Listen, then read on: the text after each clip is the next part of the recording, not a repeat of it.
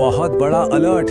चलिए आज के इस धमाकेदार एक्सप्लेनर में सीधे मुद्दे पर आते हैं। अगर किसी भी पोर्टफोलियो में एचडीएफसी, भेल, एक्साइड, सीडीएसएल, जीएमआर, डीएलएफ या बायोकॉन इनमें से एक भी शेयर शामिल है तो सच कहूं तो अभी थोड़ा ठहरने की जरूरत है। इन शेयर्स का सेल बटन दबाने की जल्दबाजी करने से पहले आज के इस डेटा को ध्यान से समझना बहुत जरूरी है। देखिए, बाजार इस समय एक बेहद मजबूत बुलिश ट्रेंड के बिल्कुल बीचों बीच है और अक्सर होता क्या है, जब मार्केट में इतना जबरदस्त मोमेंटम होता है तो निवेशक थोड़ा सा प्रॉफिट देखकर बाहर निकलने की गलती कर बैठते हैं। बिना सोचे समझे एग्जिट करने का सीधा सा मतलब है एक बहुत बड़े मैसिव मुनाफे से हाथ धो बैठना।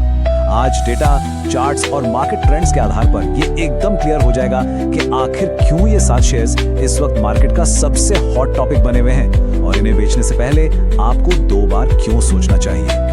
अब सबसे बड़ा सवाल जो हर इन्वेस्टर के दिमाग में घूम रहा है, आखिर इन 7 शेयर्स को अभी क्यों नहीं बेचना है। देखिए, बात बहुत सीधी सी है। मार्केट का मोमेंटम इस वक्त रॉकेट की तरह ऊपर जा रहा है।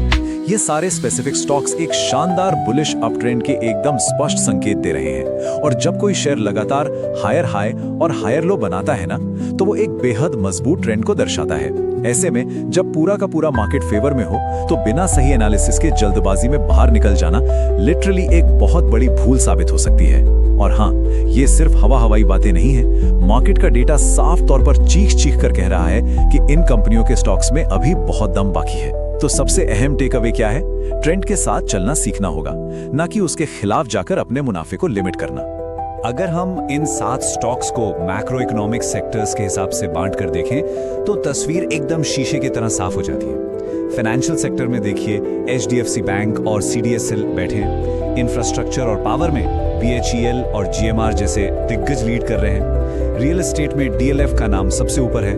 ऑटो या ईवी सेक्टर में एक्साइड तेजी से अपनी जगह बना रहा है और फार्मा सेक्टर में बायोकॉन मौजूद है। अब यहाँ पर जो सबसे दिलचस्प बात समझने वाली है वो ये है कि इन शेयर्स में जो जबरदस्त तेजी आ रही है वो कोई रैंडम स्पाइक या रातों रात हुआ कोई चमत्कार बिल्कुल नहीं है। इन सभी सेक्टर्स के पीछे बहुत ही मजबूत इंडस्ट्री वाइड टेलविंड्स यानी एकदम अनुकूल हवाएं काम कर रही हैं। ये किसी एक शेयर की कहानी नहीं है, बल्कि पूरी की पूरी इंडस्ट्री की ग्रोथ की एक सॉलिड ग्राउंड लेवल कहानी है।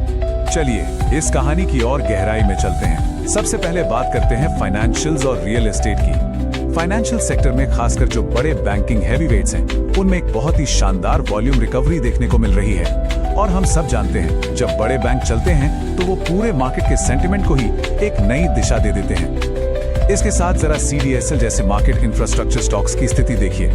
देश में जिस रफ्तार से नई डीमैट खाते खुल रहे हैं और मार्केट पार्टिसिपेशन रिकॉर्ड तोड़ रहा है, उसका सीधा और सबसे बड़ा फायदा सीडीएसएल को मिल रहा है। वहीं दूसरी तरफ रियल एस्टेट की बात करें तो डीएलएफ जैसे लीडर्स इस वक्त पूरे मार्केट को आउट परफॉर्म कर रहे हैं। ऐसा क्यों? क्योंकि प्रीमियम हाउसिंग और कमर्शियल स्पेस की जो डिमांड है ना, वो इस वक्त अपने ऑल टाइम रिकॉर्ड स्तर पर है। ये कोई छोटी मोटी रिकवरी नहीं है, ये इन सेक्टर्स में एक स्ट्रक्चरल बुलरन की साफ शुरुआत है।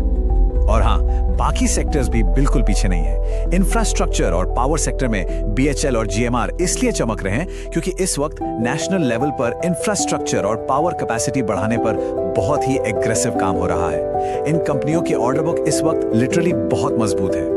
फिर बात आती है ऑटो और ईवी सेक्टर की।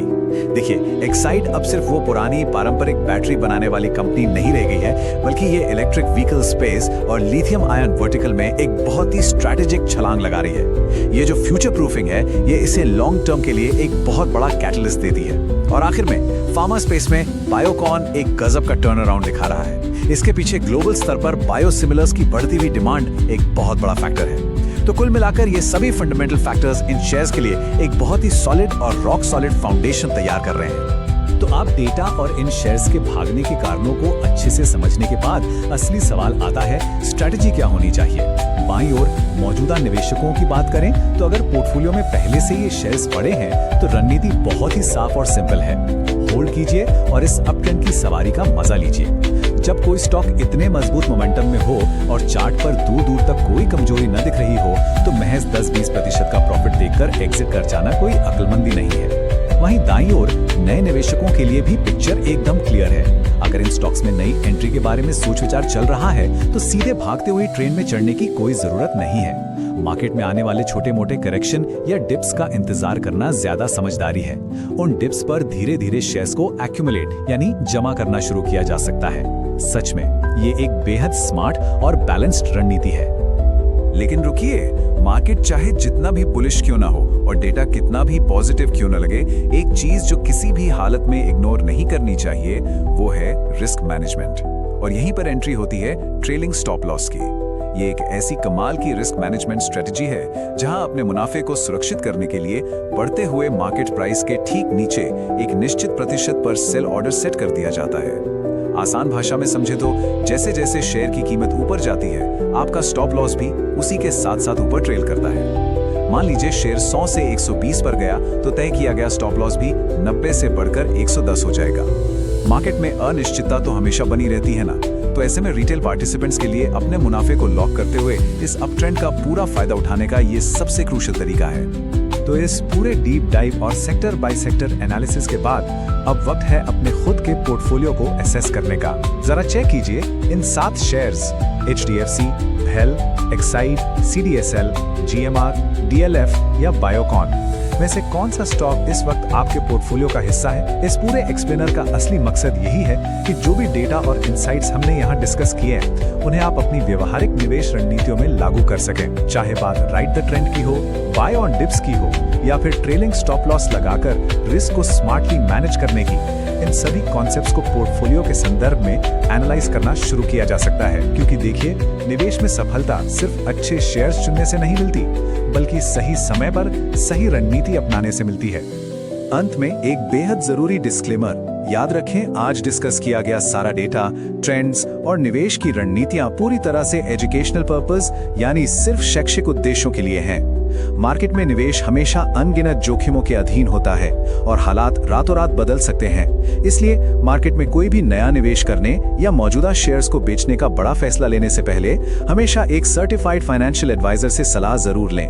वो आपके रिस्क प्रोफाइल के हिसाब से एकदम सही गाइडेंस दे सकते हैं। सीखते रहें और डेटा पर नजर बनाए रखें। लेकिन जाने से पहले ये सवाल जरूर सोचने लायक है, क्या ये बुल रन एक जेनरेशनल वेल्थ बनाने का सुनहरा मौका है या फिर मार्केट की एक और चाल जो अनुभवहीन निवेशकों को फंसाने की तैयारी कर रही है?